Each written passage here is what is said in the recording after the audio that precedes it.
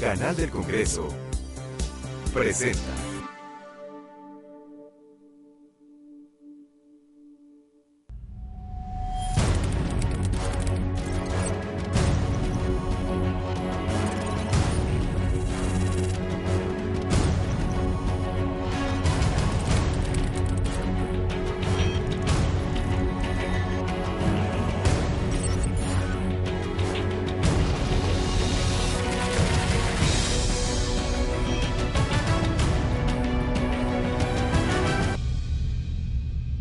Bienvenidos a la serie 911, El Mundo 10 años después. El tercer programa de esta serie que busca alumbrar las claves del terrorismo internacional y brindar mayores herramientas para entender y comprender este fenómeno que marcó de manera irreversible el inicio del siglo XXI. A lo largo del día de hoy buscamos reflexionar sobre las formas y las múltiples caras del terrorismo internacional en un contexto de globalización y de socialización de las tecnologías, los casos más representativos del terrorismo internacional, el rumbo que ha tomado la lucha global antiterrorista y, por supuesto, los estados fallidos como otros multiplicadores del terrorismo.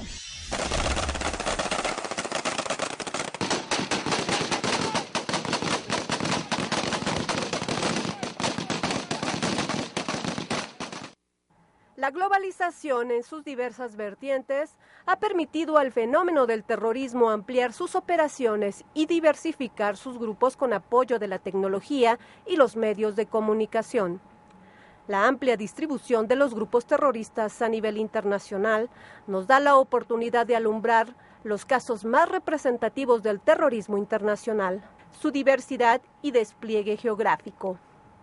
Medio Oriente figura como la primera región en la que se piensa cuando de terrorismo se habla. Al-Qaeda, Hamas, Hezbollah son ejemplos de grupos en donde la religión y el terror interactúan con ideologías radicales en busca del cumplimiento de fines políticos. La región del Cáucaso en Asia ha tenido una fuerte influencia de los movimientos separatistas chechenos y su resentimiento hacia las políticas adoptadas por Rusia y al creciente componente musulmán que se palpa en la presencia del wahabismo en la región, pero más allá del Cáucaso podemos localizar a grupos como el Partido Obrero del Kurdistán en Turquía, el Ejército Rojo japonés, los Tigres tamiles del Sri Lanka, entre otros que han hecho del terrorismo urbano una herramienta de presión al Estado. Occidente ha lidiado con el desarrollo, transformación y expansión de los grupos terroristas. ETA en España, IRA en Irlanda, Epanastasi Pirin en Grecia, las Brigadas Rojas en Italia, fracción del Ejército Rojo en Alemania, las FARC y el Ejército de Liberación Nacional en Colombia, Sendero Luminoso en Perú, quienes forman parte del gran entramado terrorista occidental. La diversidad terrorista, no exclusiva y no delimitada, es el punto de partida para analizar el factor religioso y las condiciones que facilitan y propagan el desarrollo del terrorismo, principalmente bajo los estados fallidos, así como las claves de la estrategia antiterrorista que ha desarrollado la comunidad internacional para prevenir y combatir este fenómeno.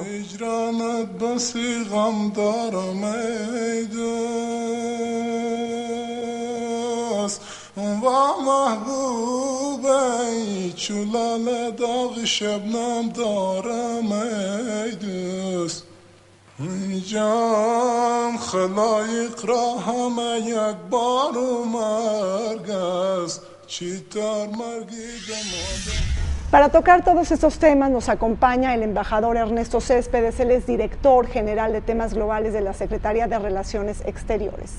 También nos acompaña el doctor Guillermo Garduño, él es profesor de la Universidad Autónoma Metropolitana, la UAM. Y también nos acompaña el doctor Juan Manuel Portilla Gómez, profesor de Derecho Internacional de la UNAM y también autor de diversas publicaciones sobre terrorismo. Ernesto, empiezo contigo. A lo largo de esta serie, porque digo, como sabemos, estamos en este tercer programa de la serie 9/11, El Mundo 10 años después, hemos visto que ha habido varios significados sobre el 11 de septiembre del 2001 en Estados Unidos. Uno de ellos pudiera ser la llegada estelar de los actores no estatales en la escena internacional. Sí, definitivamente un elemento importante para definir actualmente lo que es terrorismo o un acto terrorista implica el que el acto esté cometido por un actor no estatal, porque sea un elemento sorpresivo, que tenga medios violentos, cuyo objetivo sea difundir o diseminar terror entre civiles. Es decir, se podría catalogar como un delito de civiles entre civiles. Ahora, esto no quiere decir que en la arena internacional, inclusive en el seno de Naciones Unidas, el hecho de que estemos hablando de actores no estatales no quiere decir que en el debate no esté si puede haber terrorismo de Estado, como se habló de esto. De hecho, esto es uno de los elementos que ha retrasado la definición de terrorismo y la conclusión de un instrumento madre en materia de terrorismo. Por eso la comunidad internacional, más bien donde ha alcanzado consensos, es en casuísticamente en torno a actos terroristas definidos. Claro. Guillermo, este terrorismo de carácter no estatal se debe de combatir, se debe de enfrentar con las estructuras formales del Estado, o bien se tienen que instrumentar también mecanismos no convencionales. ¿No ves ahí un jaloneo, una contradicción? Aquí lo que veo es esto. El terrorismo, en un sentido original, la primera vez que yo veo en la historia universal este término, sería el caso de Robespierre, la era del terror. Y ahí es el Estado el que está promoviendo todo esto. La segunda situación que distingo es que entre los distintos tipos de terrorismo, particularmente hay un elemento central, el síndrome del autoritarismo. Y el autoritarismo tiene la capacidad de centralizar la violencia. Claro, puede haber desde la esfera del Estado, o puede darse también en el caso de organizaciones civiles. Claro. La búsqueda aquí puede entenderse tanto de los que buscan de alguna manera la toma del poder político, como de aquellos que buscan influir sobre las decisiones del Estado y por lo tanto conducir una sociedad sobre esta base. Ahora, ¿qué es lo que se genera? Un estado de inseguridad colectiva. Eso es lo que logra invariablemente y afecta también tanto a las víctimas de manera específica como a la sociedad en su conjunto. Claro. O sea, a partir de ese momento ya no es solamente que pasó tal o cual hecho, es como yo he perdido mi seguridad. Claro. Y ese elemento indudablemente vulnera también las estructuras mismas del Estado, cuya misión central es la seguridad de su propia ciudadanía. Claro. Ahora, vistos de estos ángulos, efectivamente lo que estamos nosotros contemplando es cuando se presenta particularmente en la esfera no estatal, entonces tendríamos nosotros que distinguir dos variantes importantes. Una, la que de alguna manera están tratando de alcanzar el poder político, y en este caso pueden usar una ideología, bien sea religiosa o civil, de una forma extremista. Fenómenos que antes eran reservados exclusivamente a los estados, como por ejemplo la utilización de tecnologías avanzadas, tecnologías sofisticadas, y también este derecho de hacer la guerra, ¿no cambian radicalmente en un contexto de globalización y de revolución de las comunicaciones? Por supuesto, el terrorismo llamado global se ha valido de estas herramientas, sobre todo en la posguerra fría. Vamos, el terrorismo ya se vio, es un fenómeno que viene desde la Revolución Francesa. Claro. Y ya sobre todo en la etapa de la descolonización, una vez pasada la Segunda Guerra, creada en Naciones Unidas, en los 60, 70, todavía los 80, era un terrorismo revolucionario, ideológico, de izquierda, pero también de derecha, claro. En fin. Pero bueno, de alguna manera estos cambios ya a finales de los 90, con esta descomposición que hay del mapa, sobre todo en Europa del Este, en otras regiones, como consecuencia de la desintegración misma de la Unión Soviética y todo este bloque, trae como consecuencia también el acceso a ciertos grupos no estatales para valerse de estas herramientas, ¿no? Por ejemplo, toda la parte que permite la globalización de la informática, de los medios de comunicación. Vamos, el terrorismo de los 70 era secuestrar aeronaves. Digamos, la respuesta del derecho internacional estuvo siempre encaminada. Hay una docena de convenciones internacionales para reprimir el terrorismo, sobre todo enfocados de inicio a la represión y a lo que se conocería como la piratería aérea, ¿no? Sobre todo. Y eso funcionó en su momento, era una herramienta, pero ahora tenemos incluso un terrorismo suicida, ya no ideológico, desterritorializado. Son redes como Al-Qaeda que están en un lado, ya no se puede ubicar por una nacionalidad ni por un sujeto detrás. Sí, o sea, células flexibles, ¿no? Sí, inorgánicas, desestructuradas, sin un liderazgo único, una especie de franquicias, ¿no? Y de alguna manera eso lo hacen más difícil, ¿no? Por ejemplo, ellos piensan que toda la humanidad es culpable, por ejemplo, no distinguen, el enemigo no tiene rostro, ¿no? Y ellos tampoco tienen rostro, eso es muy peligroso, ¿no? Muy peligroso. Y le ha quitado la ideología también, básicamente, aunque subsiste también el terrorismo antiguo, ¿no? Claro. Ahora, bueno, hablando ya, inmersos en este debate sobre terrorismo, el progreso tecnológico ha orillado a que el terrorismo ahora sea más sofisticado, más indiscriminado, más efectivo, por así decirlo, y que hoy cualquier persona pueda crear una bomba desde su casa. ¿Quién me puede contestar esto? Bueno, aquí hay un elemento básico. Planteemos los elementos de lo que sería la estrategia en sentido contemporáneo. La estrategia contemporánea contempla lo que se denomina el C4, multiplicado por inteligencia, reconocimiento y supervisión. El C4, para mejor exposición, implicaría comando, o sea, los que de alguna manera emiten las órdenes. Y este está soportado, primero, por una estructura de comunicaciones que permite la distribución de los ordenamientos, por un sistema complejo de cómputo, que permite hacer la asignación de tareas concretas y incluso en un momento determinado de implementarlas. Y por último, pero no menos importante, está el control, que no es simplemente manipulación, es simplemente la correspondencia que debe existir entre lo que se ordena y lo que se ejecuta. Claro. El punto central, a donde definitivamente toda esta estrategia global, que tiene también un sistema de inteligencia, un sistema de reconocimiento del terreno y un sistema de supervisión, está dado sobre todo su punto vulnerable en el ámbito de las comunicaciones. Y eso ya lo han dicho aquí. Claro. Efectivamente, las comunicaciones es el punto toral.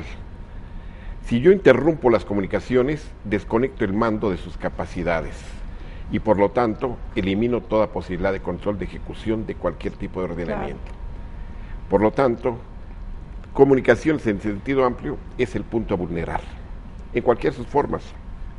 Puede ser en este caso, bueno, en algún momento fue la piratería aérea, en este momento vuelve a haber el problema de la inseguridad marítima, de piratería abierta. Sí, el caso de Somalia. Y encontramos también otros tipos de formas que serían en este caso, por ejemplo, atacar los centros de cómputo, como fue el caso del 9 de septiembre, del 11 de septiembre, cuando en ese momento, pues las torres del World Trade Center albergan justamente la memoria y el Centro Mundial de Comunicación del Comercio Internacional.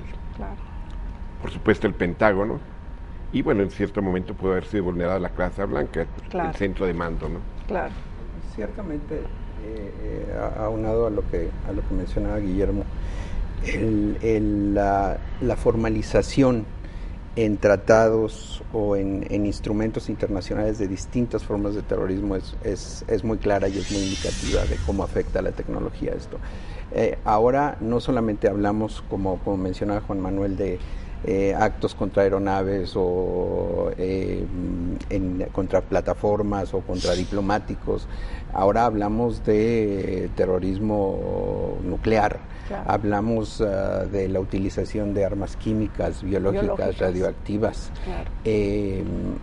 El término ciberterrorismo efectivamente es muy actual, sin embargo, ahí la comunidad internacional ha sido mucho más cauta, se habla más de ciberseguridad en cuanto a un elemento preventivo y a la ubicación de centros de seguridad cibernética en los distintos países que eventualmente pudieran formar parte de un todo, de una red. Pero bueno, en esto está obviamente detrás la cooperación internacional, sin la cual no tendría sentido todo esto. Juan Manuel, hablando un poquito de este simbolismo, me llama la atención y quisiera preguntarles, ¿cuál es el significado que le dan los grupos terroristas a la dinamita? Porque atrás de todo esto hay como un significado especial. Para unos, bueno, puede infundir terror en la sociedad, pero para otros es un factor de emancipación, un factor de liberación social, y parte de eso nos hace no poder llegar a un concepto o a una definición aceptada universalmente de terrorismo.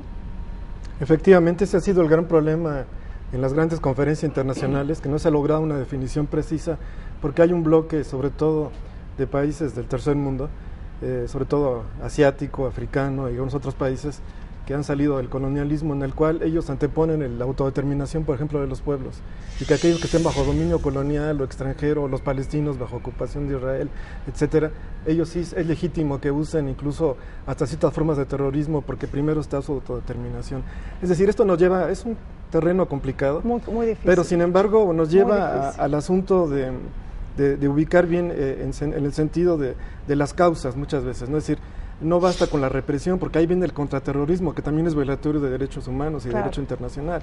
Hemos visto Guantánamo, Bagram, las cárceles clandestinas, la violación del derecho internacional, Abu Ghraib en Irak y otras tantas, ¿no? Que muchas más. Entonces, bueno, no se puede apagar el delito con más delito, no se pueden violar, a tratar de reprimir al derecho, faltas al derecho cometiendo nuevas. Eso es muy importante, ¿no? Y esto es válido para cualquier tipo de...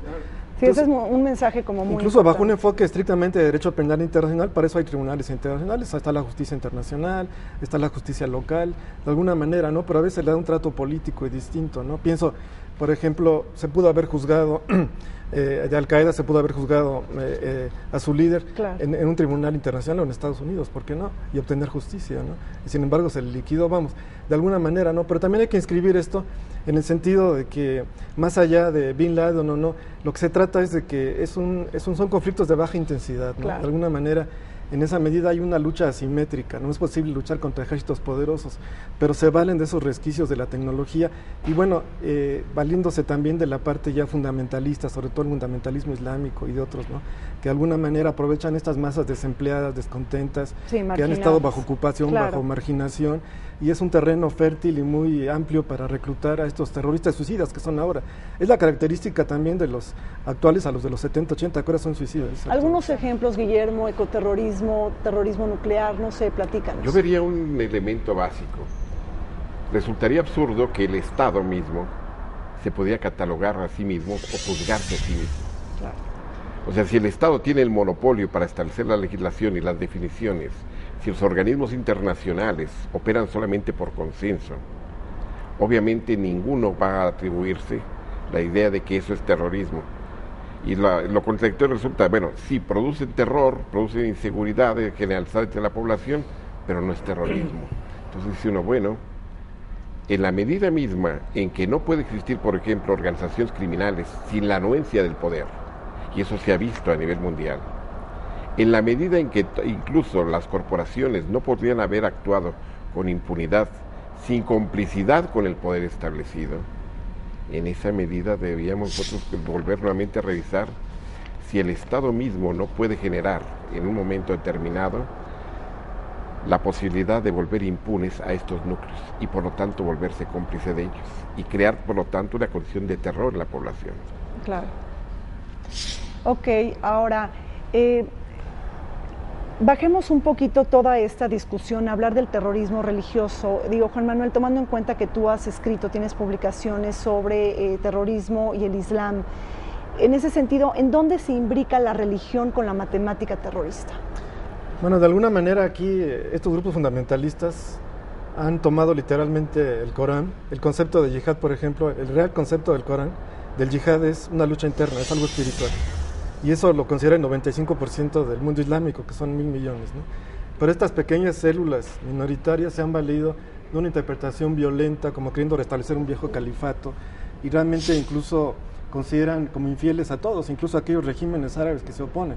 Incluso han atentado contra sus hermanos también musulmanes, ¿no? Claro. Entonces, de alguna manera es un concepto, pues sí, ya no ideológico, ya no revolucionario, sino, digamos, ya es un concepto religioso, fanático, fundamentalista, que bueno, no es exclusivo del Islam tampoco, hay que decir, Claro. Yo mismo consideraría que algunas personas de Occidente, el mismo Bush, yo lo categorizaría como un tipo de fundamentalismo. Sí, claro, porque se ha órdenes, estigmatizado ¿no? mucho a Medio Oriente, sí, también, ¿no? por Claro, supuesto. claro. ¿No? Y ha habido fundamentalismo budista y otras religiones, etcétera, no es exclusivo. Incluso en la historia del cristianismo ha habido fundamentalistas con actos de terrorismo, por supuesto, ¿no? Que es una etapa que ya un tanto se ha superado, ¿no?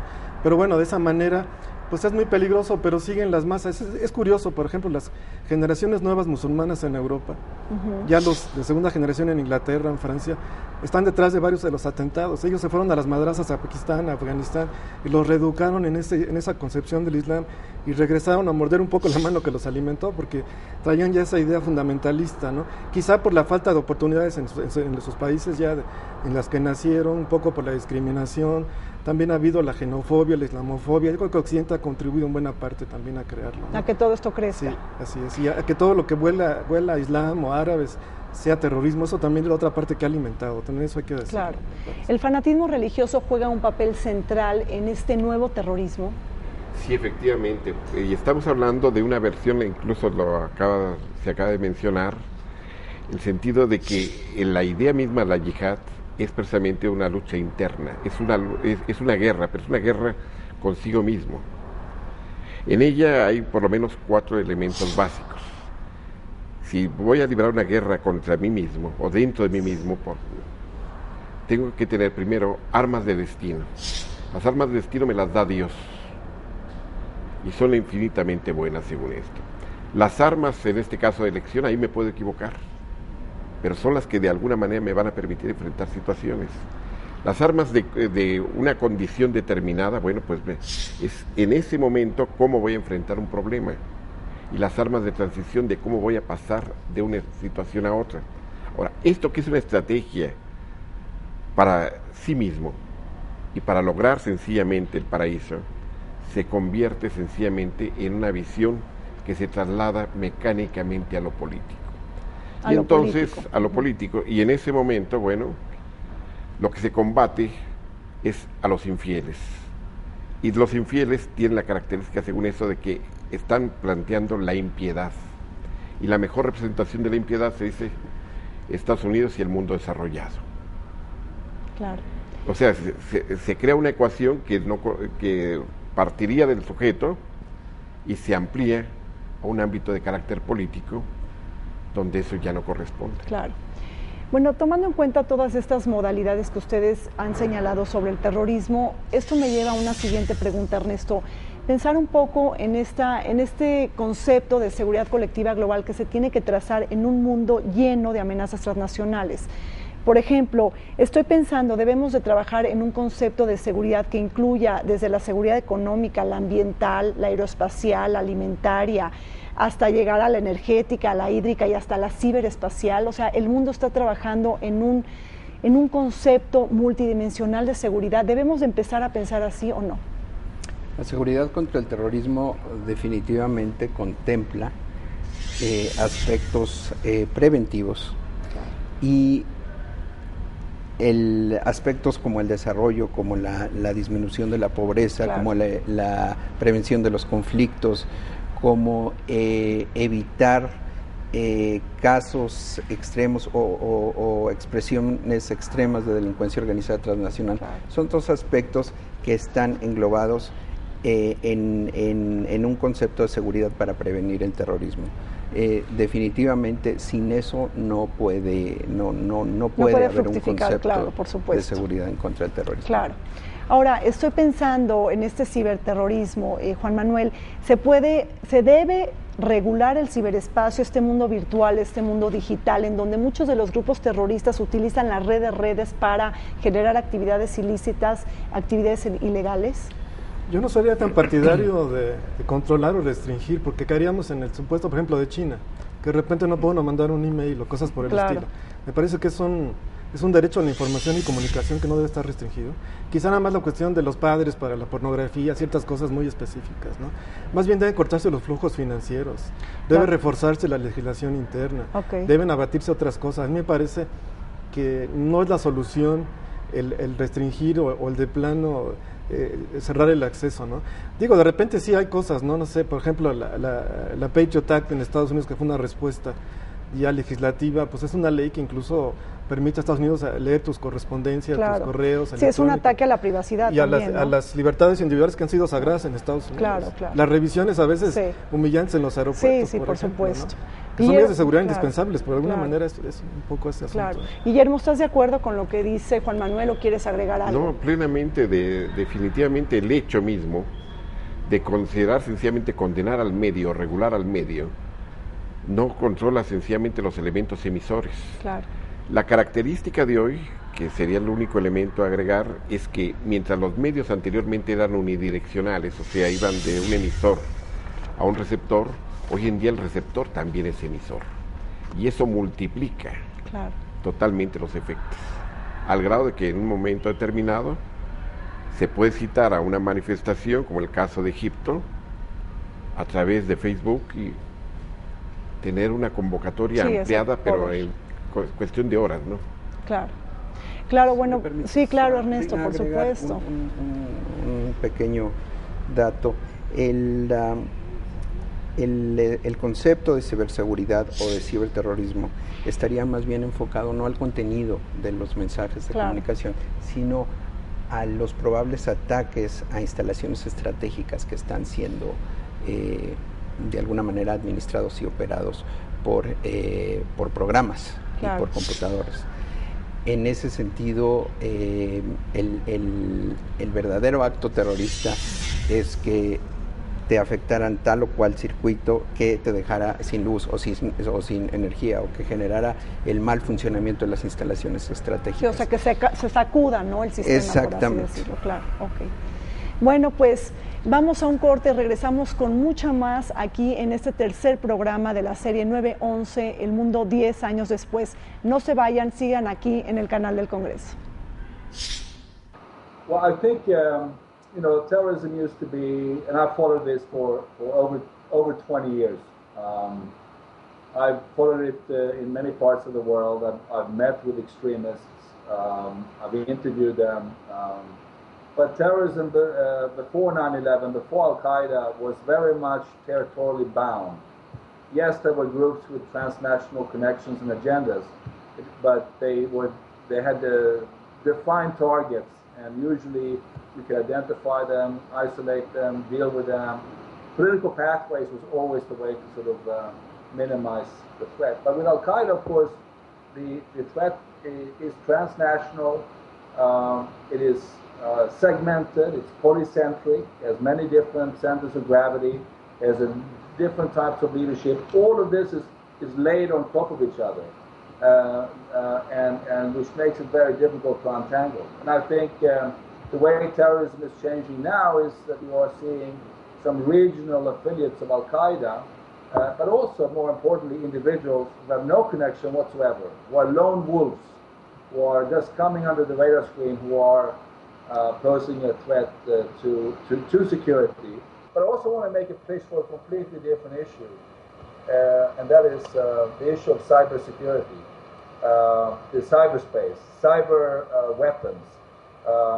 There are hacktivists, there are groups that exist that that pose a significant threat to critical information infrastructure that we have in our societies. We already see in the power of that in a small country of Estonia. It took out the whole internet in the country for a period of time. So, the internet, the globalization, the instruments of that is still an issue. And in many places like the Middle East and Africa, you will see terrorism come from these different sources.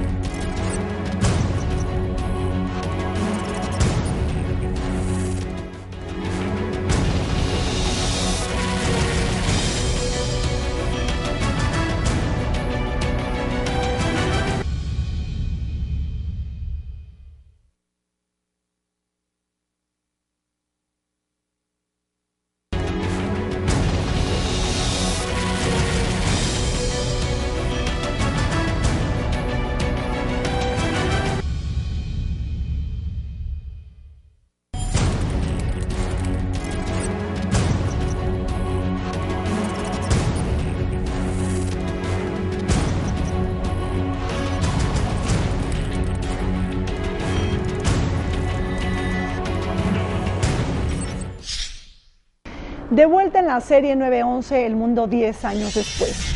Hasta ahora hemos platicado con nuestros invitados y nuestros expertos sobre las distintas modalidades del terrorismo transnacional, pero también hemos abordado diferentes formas y todas estas imbricaciones que se tiene con la actualidad internacional. En ese sentido, ahora queremos hablar de una nueva arista que también preocupa de sobremanera a la comunidad internacional. Me estoy refiriendo a los estados fallidos, que a falta de gobernanza se convierten en los terrenos fértiles para abonar y sembrar a los grupos terroristas. En ese sentido, quisiera preguntarles, ¿cómo es que se relaciona, Ernesto, la problemática del terrorismo con los estados fallidos? ¿Son los grandes santuarios por sus índices de ingobernabilidad? Aquí hay que ser muy cauto. Podríamos hablar, por ejemplo, de Afganistán. Sí. Afganistán es un estado, o de Pakistán, son estados. Pakistán funcional, Afganistán menos, en los que el elemento ideológico pudiera estar ciertamente muy presentes, que han sido invadidos, que han sido colonizados o pseudocolonizados, y en el caso de Afganistán, en el que la situación actual, pues prácticamente no nada más el fundamentalismo, sino el crimen organizado, la siembra de amapola para exportación, todo esto ha minado las instituciones de una manera tan tremenda que sí se podría hablar de caldos de cultivo para fenómeno terrorista, para organizaciones que pudieran permanecer impunes, ocultas, que pudieran planear actos terroristas. Pero repito, hay que ser muy cautos, muy cuidadosos en de qué estamos hablando en cuanto a fallido, y en que hay que ser muy cauto en cuanto a las causas, si van a derivar únicamente en una manifestación local o van a derivar en un acto de terrorismo internacional. Aquí realmente estaríamos hablando de terrorismo internacional y no siempre es verdad esto. Ahora, Ernesto nos habla del caso de Afganistán y de Pakistán. ¿Pudiéramos ahora hablar un poco sobre Somalia, Yemen o Sudán, que también están imbricados en esta cuestión del terrorismo? No estoy hablando de Pakistán como estado fallido, sencillamente de que en este momento, por la muerte de Osama Bin Laden, se habla, pues por lo menos de un contubernio, digamos, de un estado que alberga, ¿no? Pero hay que ser cuidadosos. Ahora, entonces, Yemen, Somalia y también Sudán, ¿se pueden considerar como escenarios proclives para desarrollar actividades terroristas? Digo, tomando en cuenta que son 3 países que están dentro de los primeros 15 lugares de este índice de estados fallidos que maneja el Fund for Peace. Guillermo. Bueno, aquí hay varios elementos importantes. Sí. ¿Qué rasgos tiene un Estado fallido? Bueno, el primer elemento es que ahí se ha roto el pacto social. Todo Estado es producto de un pacto social para creación de sus propias instituciones que lo han de gobernar. El elemento central que aquí tendríamos que contemplar sería, primero, ¿qué ideología preside la sociedad o la mayoría de la sociedad? En algunos casos, por ejemplo, puede ser un elemento de carácter religioso, en otras ocasiones alguna ideología de carácter civil. Si ésta se ha roto definitivamente y no se actúa en consecuencia, hay un primer elemento de deterioro de las instituciones. Segundo, si se ha roto la legitimidad, o sea, el reconocimiento de la autoridad que de alguna manera hace ordenamientos a su propia población. Si se ha roto, por lo tanto, el Estado de Derecho a partir de la corrupción. Y si al mismo tiempo se ha creado ingobernabilidad entendida como incapacidad de gestión. Por lo tanto, esos elementos son los factores que de alguna manera disuelven a esos conjuntos sociales. ¿Por qué? Porque finalmente toda sociedad es plural. Y al suprimir la pluralidad, o sea, al un momento determinado dejar la pluralidad vacía, sin un elemento de unidad, entonces el Estado carece de razón de ser. Claro. ¿Nos podías comentar algo, Juan Manuel? Sobre todo yo coincidiría con Ernesto, hay que ser muy cuidadoso con lo que decía Ernesto, por ejemplo, En cuanto a esta categorización de estados fallidos, en primer lugar, no es un concepto legal. No hay una lista legal de estados fallidos, por ejemplo, como miembros de la ONU o que queden expulsados. Sí, claro. En primer lugar, no es una categoría legal. En segundo lugar, por ejemplo, la mayoría de los detenidos en Guantánamo, que llegaban a ser cerca de 600, o en otras prisiones, ¿de dónde eran? Mayormente eran de Arabia Saudita. Difícilmente Arabia Saudita puede decir que es un estado fallido, porque además es un socio y aliado de Estados Unidos. Claro. La mayoría eran de ahí. Ya después iban bajando un poco a Egipto, pero en fin, ni siquiera, vamos, no creo que haya demasiados terroristas detenidos que sean somalíes, por ejemplo. Más bien es un terreno en el que, sin duda, este avance de la guerrilla y este gobierno que no responde, y una larga historia ya de intervenciones, hubo ahí varias misiones de la ONU que fracasaron, sí, claro. Que es el ejemplo del fracaso total de las OMPs, por ejemplo, ahí en el que quedaron arrastrados por las calles las fuerzas de Naciones Unidas, en fin. Entonces, bueno, esto se ha dado lugar a, por ejemplo, la piratería, pero incluso la piratería como se está llevando es con lucro, no es un acto de terrorismo, y ni cabe en las convenciones. Claro. Incluso de repente la ONU se encontró con ¿qué hacemos? Y se une el Consejo de Seguridad y comienza a sacar una resolución, y interviene la OTAN, y hay algunas fuerzas que van patrullando ahora, etcétera, claro. Pero ese no es un problema de terrorismo. Claro. Yo creo que hay que ser muy cuidadosos, porque el terrorismo, si no lo acotamos, si hablamos de que terrorismo es todo, claro, no vamos a llegar a ningún lado. Yo creo que, al menos de mi visión del derecho internacional, hay que ser muy cuidadosos, ¿no? Entonces, plenamente. Estados Unidos habla de Rogue States, habla de estados fallidos, bueno, sí, ¿cuáles de estados son? bribones, ¿no? Y además en México es peligroso, porque ya por ahí voces de rento de estado, y algunas académicas han dicho que este es un estado fallido. Claro. Siendo que, vamos, yo no estaría de acuerdo con algunas políticas, sin duda, del estado mexicano, pero vamos, estamos muy lejos de ser un estado fallido, ni siquiera lo fue Colombia en su momento, ¿no? Entonces, hay que tener mucho cuidado con ese concepto y no necesariamente ligarlo con el terrorismo, no necesariamente, ¿no? Sí. Estamos viendo que aquellos estados que funcionan y todo, sin embargo, han sido fuente de terrorismo. La Alemania de los 70 y los 80, el Baader-Meinhof, por ejemplo, de ahí salió, eran intelectuales educados, con posgrado, el Ejército Rojo en Japón, por ejemplo, un país altamente desarrollado. Y hay algunas células por ahí todavía, vamos, yo creo que sería como encajonarlo, ¿no? Yo no me mostraría mucho con las perspectivas un tanto simplistas o encajonar. Sí. Sería un poco caer también en el juego, sobre todo de Estados Unidos. Sí, occidental, ¿no? Claro. Sí. Pero aquí el problema es que estamos ubicando el terrorismo en grupos marginales. O sea, lo marginal, lo dominante queda libre, pero los marginales, o sea, esos grupos que de alguna manera son totalmente anómicos, son los que quedan precisamente sometidos a la acción y a la definición de terrorismo. El Estado entonces no puede ser terrorista, según esto. ¿Por qué? Porque su propia legislación no lo establece así.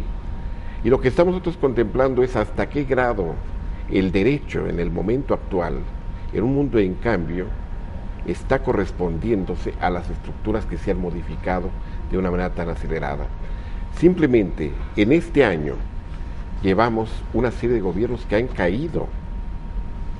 Y bueno, la caída sencillamente de esos gobiernos o otros que están por caer se debe a un caso de ilegitimidad tremenda, se debe a un caso de ingobernabilidad absoluta también de esas instituciones, se debe a un caso de corrupción, se debe también a de asociación con grupos criminales que desde el poder político indudablemente se han complicitado con estos núcleos. Podemos llegar y decir, bueno, el Estado concretamente de lo que sería Somalia, pues de alguna manera, o lo que queda, o lo que esa representación formal, no es un Estado terrorista, no es un Estado sencillamente de carácter fallido, pero posibilita el asentamiento de estos grupos de piratería. Claro. Sí, eso sí, los tolera. O sea, finalmente su propia violencia legítima y sus recursos de poder no están dirigidos en contra de ellos. Claro. Entonces, estos elementos, el de ubicar siempre la marginalidad, es ubicar como que el problema queda afuera. No, nosotros somos perfectos. Y esa es la doctrina norteamericana. Claro, claro. Y esa es la doctrina donde nosotros somos tan increíbles que cuando se viene precisamente el 11 de septiembre, lo primero que se preguntan los norteamericanos, ¿y por qué la gente nos odia tanto? Pues que no conoce ni siquiera su propia historia, no conocen ni siquiera sus propias intervenciones, claro, no tienen capacidad de juicio interno hacia ellos mismos. Entonces, este elemento sí los tiene que contemplar, a ver si hay la versión ampliada y hay la versión restrictiva, y la versión restrictiva ubica solamente a los marginales que están fuera de la ley, porque la ley así lo establece. ¿Quisiera agregar un poco ahí? Sí, claro. Sí, bueno, por un lado yo creo que sí habría que reconocer eso, pero en cierto modo también jugar a politizar el terrorismo es peligroso, ¿no? De alguna manera, si se comete un acto terrorista, hay que juzgar, ¿no? Internacional o localmente, según la jurisdicción de que se trata.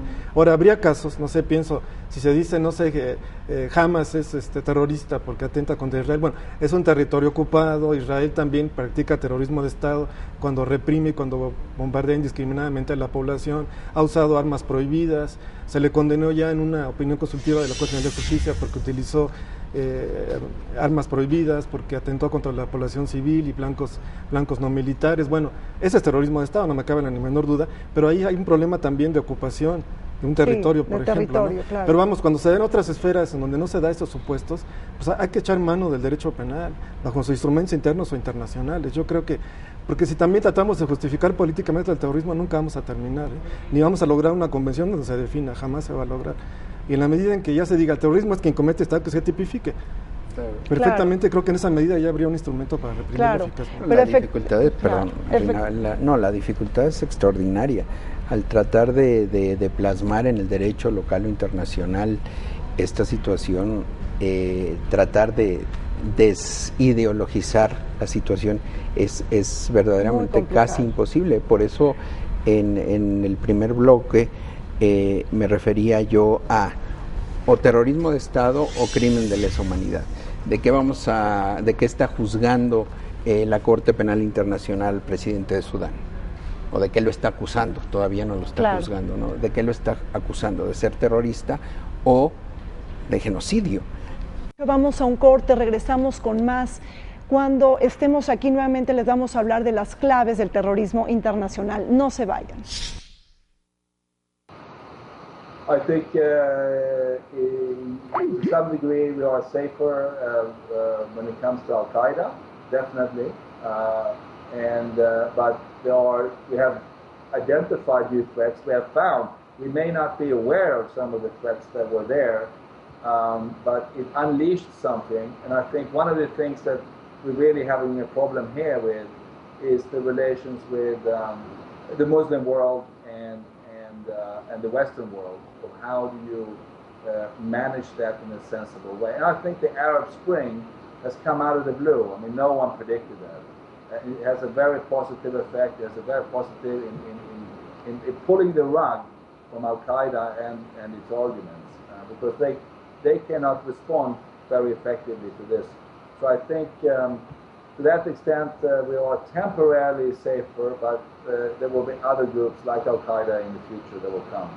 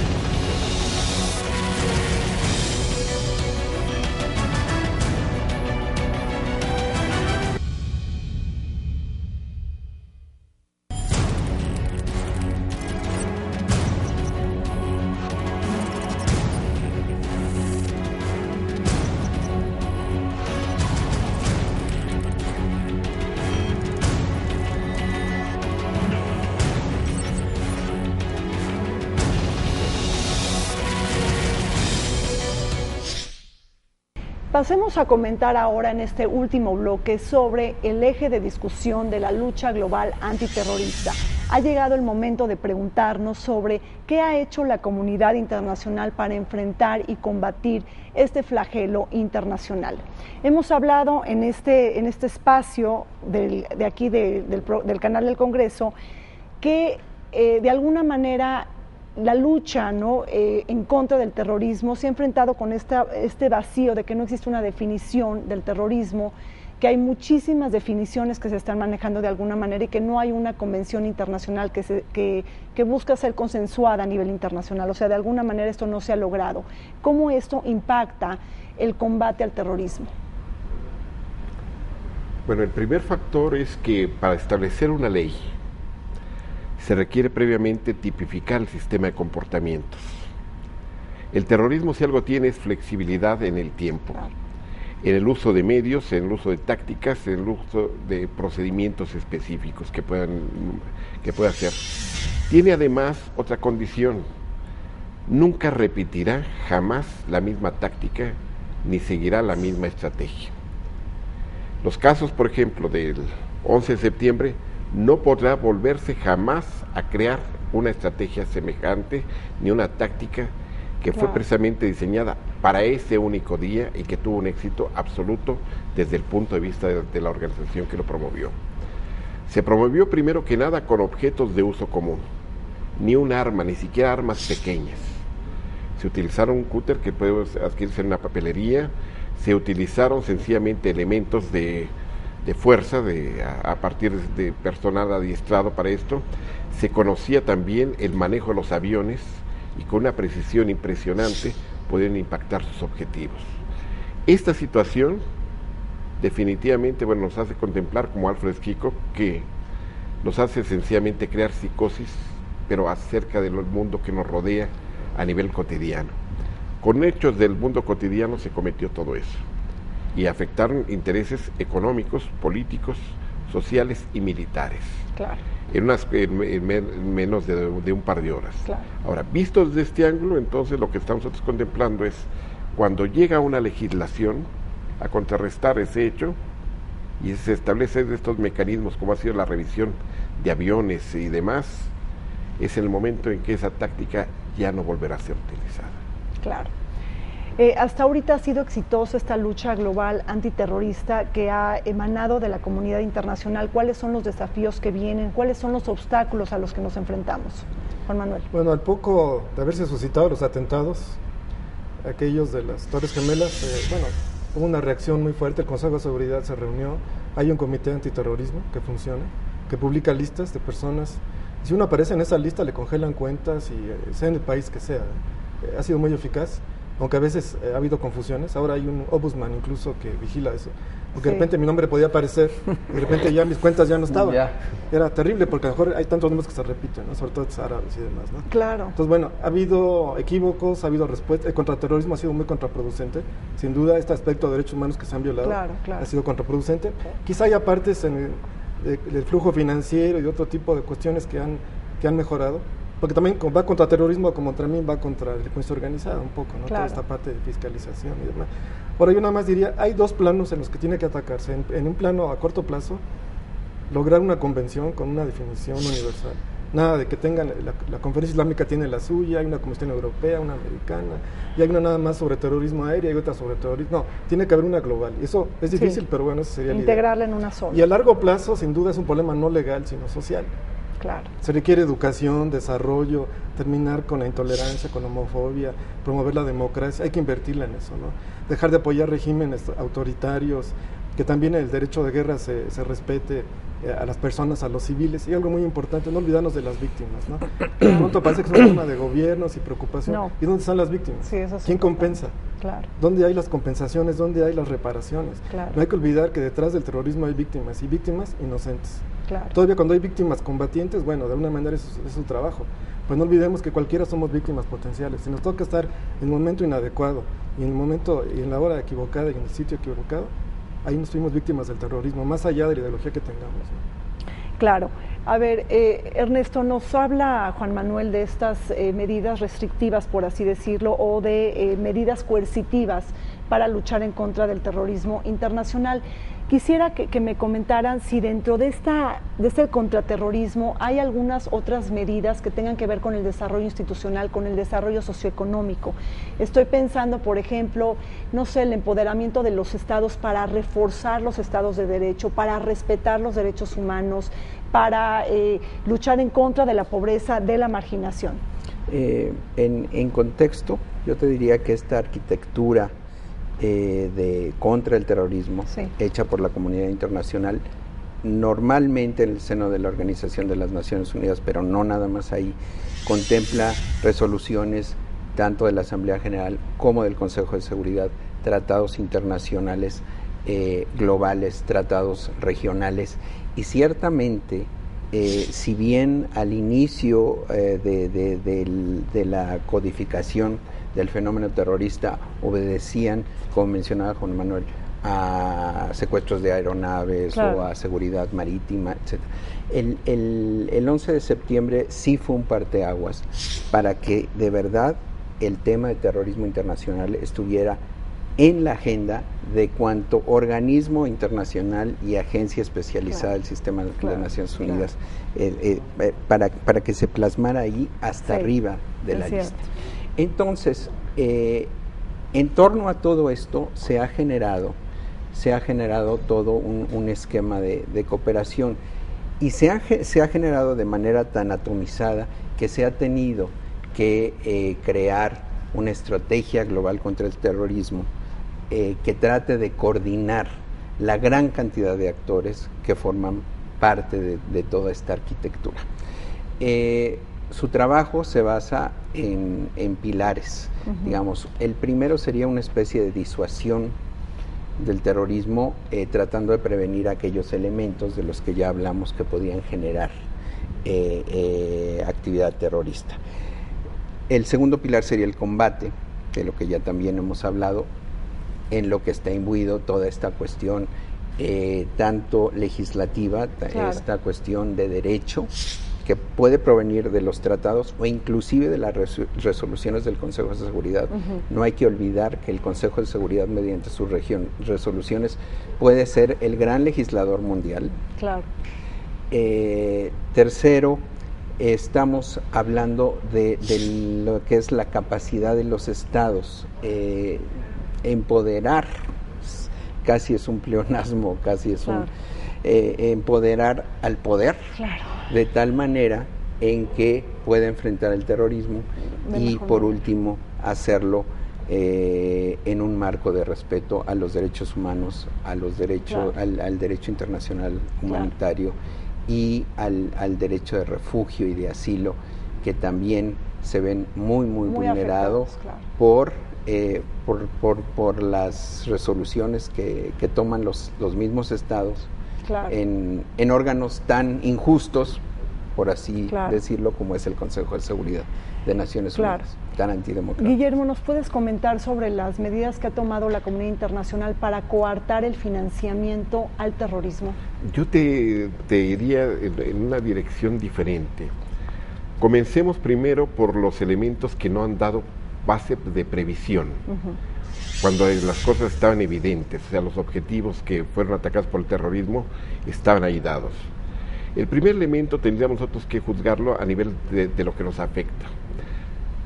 Yo creo que todos sabemos que dentro de un contrato de seguro de vida le dice, son causas excluyentes de responsabilidad para el pago del seguro si la persona es víctima de un acto terrorista. Y esto lo podemos ver desde nuestros automóviles hasta nuestra vida propia. Claro. Entonces decimos, bueno, entonces, ¿quién nos va a pagar? Vandálicos. Nadie. O actos vandálicos, terroristas, vandálicos o cualquier cosa. Y tiene una definición muy concreta de exclusión. Entonces, la primera cosa que habría que obligar es llegar y decir, señores, ese seguro debe abarcar también esto.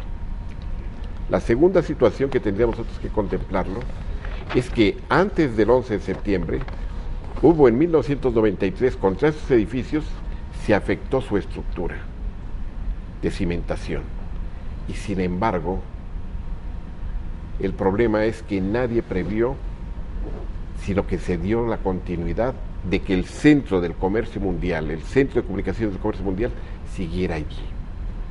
Yo creo que esa es la peor cosa que se puede haber dado porque se dio realmente un aviso muy anticipado donde sencillamente se debió de haber creado redes y entonces se hubiera mejor derribado esto.